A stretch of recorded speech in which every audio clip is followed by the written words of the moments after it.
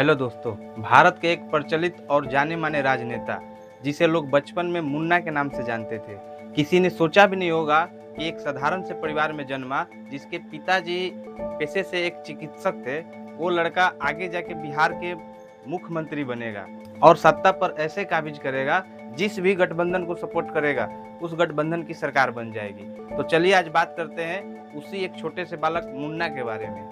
बिहार का वो छोटा सा मुन्ना कोई और नहीं बल्कि बिहार के वर्तमान मुख्यमंत्री श्री नीतीश कुमार थे। बचपन में ही नीतीश कुमार के नेतृत्व की छपी हुई क्षमता दिखाई देने लगी थी। वे छात्र राजनीति में सक्रिय हो गए और इस क्षेत्र में ही अपने करियर की शुरुआत 1970 के दशक में कर दी। उन्होंने बिहार में छात्र आंदोलन में भाग लिया और अपनी पहचान बनाई।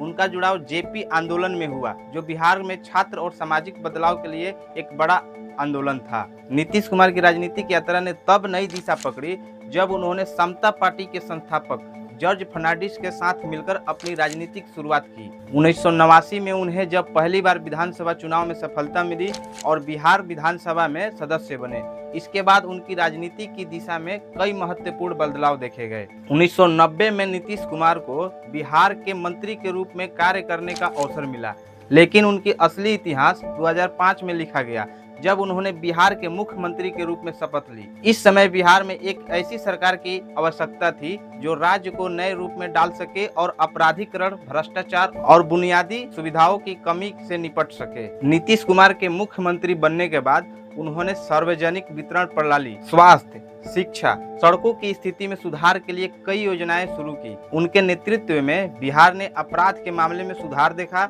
और राज्य के विकास कार्य तेज हुए। उनके द्वारा शुरू की गई योजना जैसे ललित नारायण मिशन और महात्मा गांधी राष्ट्रीय रोजगार योजना ने ग्रामीण बिहार में रोजगार और विकास को बढ़ावा दिया।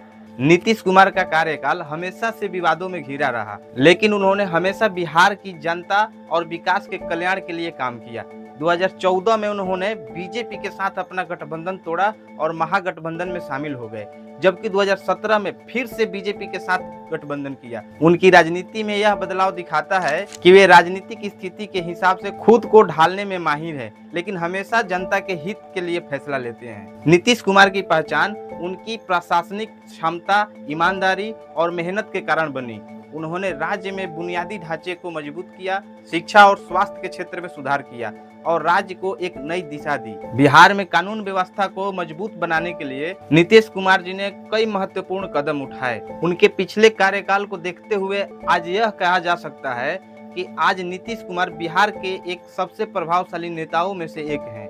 उनका राजनीतिक सफर एक ऐसा प्रेरणा और उनके कार्यों ने राज्य के विकास में महत्वपूर्ण योगदान दिया। उनकी कहानी हमें यह सिखाती है कि अगर आपके इरादे मजबूत हो तो किसी भी चुनौती को सामना किया जा सकता है। अगर आपको यह वीडियो पसंद आया तो कृपया इसे लाइक और शेयर करें और इस चैनल को सब्सक्राइब जरूर करें, ताकि और भी दिलचस्प और जानकारीपूर्ण वीडियो देख सकें। धन्यवाद।